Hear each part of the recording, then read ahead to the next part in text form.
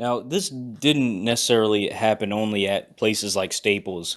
I mean, Staples isn't the only retail store I've worked at. I used to work at a Barnes and Noble. I used to work at a Hot Topic at my mall, and I worked at a J.C. Penney at the same mall. And now I didn't really run into this problem until I started working at J.C. Penney, where we had older people trying to be slick and just try to manipulate their way through in a conversation just to get an extra percentage off, just to get a discount, some bullshit like that. uh at JC Penney, there were plenty of those. There were, oh, excuse me. Like, just like Staples has those coupon hoarders, JC Penney has them, times like 50, because there were so many more people that came into JC Penney. But we had, like, every weekend, every Friday, Saturday, and Sunday. I don't know if you ever shop at JCPenney. I mean, I personally, I would recommend it because they always have good deals on clothes and shit. The jeans I'm wearing right now, I got them from JCPenney and I love them. But every weekend they have a sale on Levi jeans. The Levi section is always, the jeans at least, it's always buy one get one half on the weekends. Starting Friday and going through Sunday, it's buy one get one half.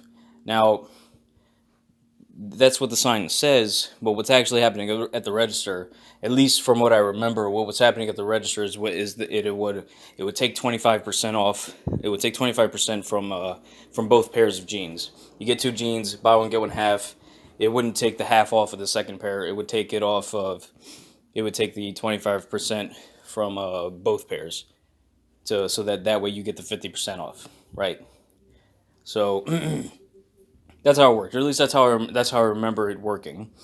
I remember, like, I was there. I'm folding jeans, I'm folding the clothes up there, and I see this older couple there. They look to be like they're in their 60s, right? And they asked me if there were any. I don't remember what day it was. It wasn't Friday or Saturday. It wasn't the weekend. I'm pretty sure it was like Wednesday or Thursday or some shit. And they asked me if there were any discounts on the jeans today, or on the jeans that day. I told him I told him no. I don't remember what the promotion was that week, but I told him no. But if you come back Friday or Saturday, they'll be buy one get one half off. So they consider it for a sec, and they consider it for a sec. They look around for a bit, and then the wife looks up and says, "Well, I mean, why don't I just get the one and you just take the 25% off?" And I'm like, because like, why don't you just take the 25% off? Because that's how that works, isn't it? And I was like, well, I can't do that because you're only getting the one pair. You have to get the second pair for the promotional work. And they just said okay, and then they fuck off. I didn't see them again later that week, but it's just the thought the to even entertain that thought is just like it always makes me laugh when they come up with these suggestions. Um, I mean, realistically speaking, little did they know is that the employees, the cashiers at J.C. Penney, they do have that power. If I were still working at J.C. Penney and you came up to me, and with an item, if I wanted to, I could manually put that discount onto that pair of jeans, because none of our regular coupons work on certain brands such as Levi. But realistically speaking, I could. If I wanted to take that 25% off a single pair of Levi jeans for you, I could do that. Would I get in trouble? Absolutely. That's why I didn't do it. That's why I told them that I could not do that. I don't know why they gave the cashier so much power at the register, because there's a lot of shit that you could actually get away with doing on a J.C. Penney register. If you did it too much, then they would track your associate ID and try, and you'd probably get fired. But yeah, I don't know why they did that, because I know, like, while I was there was a few guys who got fired for doing similar shit, for manually adding discounts onto certain items. Like, one of the furniture guys got fired because he kept giving people discounts when they went to order, like, couches and shit. But yeah, just the thought to the thought to even ask me if like, hey, like, why don't I just get the one and you could take the 25% off? It's like you just so casually, right? Like, yeah, no, I ain't doing that shit. I guess here's another example of like a, a customer who's like a boomer or of a boomer age, older gentleman. Comes in our store. He's got his laptop. He's wearing fucking glasses. He's got his hair's like a little bit on the gray side. He's got a navy sweater vest. He's wearing khakis. He's got those leather brown slip on shoes. He's the whole deal, right? So he I remember he needed a new printer, and he had his laptop with him. But he wanted to test out our demo units. Like think about that. Like he wanted to sit there with each printer that he was interested in, sit there and like try to test them out to see that he could indeed print from his laptop to that printer wirelessly, because all of the printers are pretty much wireless. And I'm like, I don't even know if you can do that. Clearly, that's not possible. But what I did was I went over our tech. I wasn't the tech associate at this time. The tech associate was dealing with another customer. But our assistant manager was just happened to be there next to him. So I go over to him and I ask him. I go over to the tech guy. Our tech guy. I ask him if you like, hey, he wants to test out some demo units, and he's like, no, he can't do that. But you can ask a manager. Insert name here for our assistant manager. I go over to her. I ask her the same question. She's like, oh no, we can't do that. Now I could have went and told him that, yeah, no, we definitely can't do that. But he seemed very determined to get what he wants. He's one of those guys, right? So I'm like, all right, well, as soon as you're done, can you come and help me explain that to him? Because I don't think he's gonna listen to me. So sorry about that. So we go over back to him, and she tells him, as politely as she possibly can, that that we can't do that. That those are demo units, and they can't be tested out as they are. Because I mean, the demo units, they definitely work. I mean, you can test them out, like, just to make a copy of something.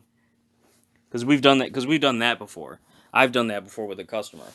But like, to physically take your laptop and try to like hook it up to it and have to install all the fucking drivers. We can't do that.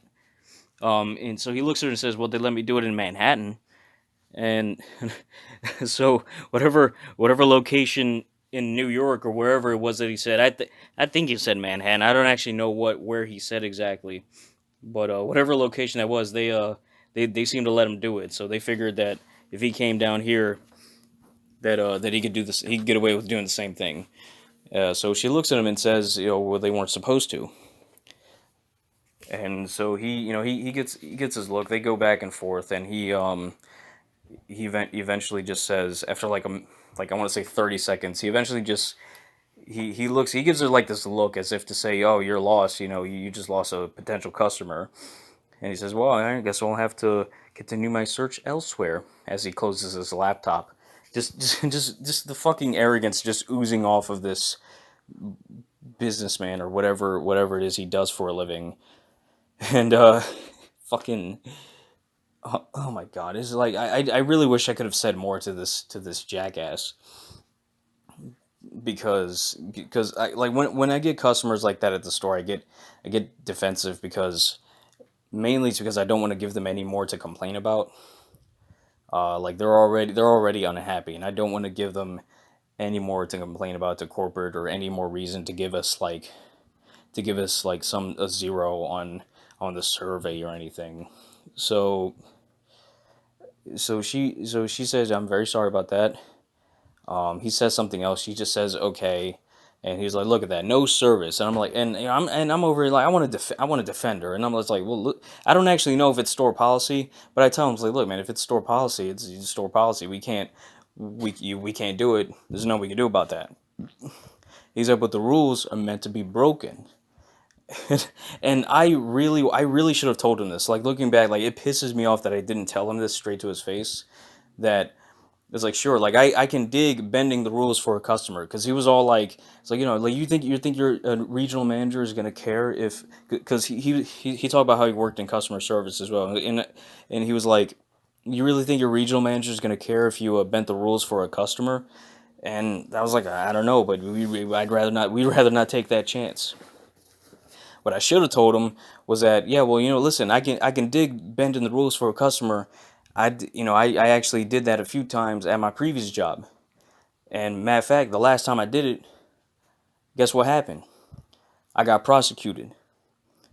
And so I hope you can understand that I'd rather not take that chance. I should have told him all that. That's what I should have told him. But again, I don't know I don't know how he would have reacted. And I was more concerned with not giving him any more reason to give us like a negative rating, or any more reason to complain to whoever he has to complain to.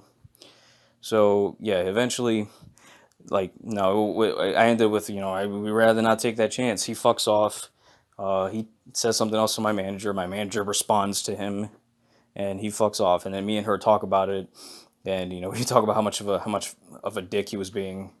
But yeah, that's probably the most ridiculous, like, request and reaction to a no to that request that I've ever had.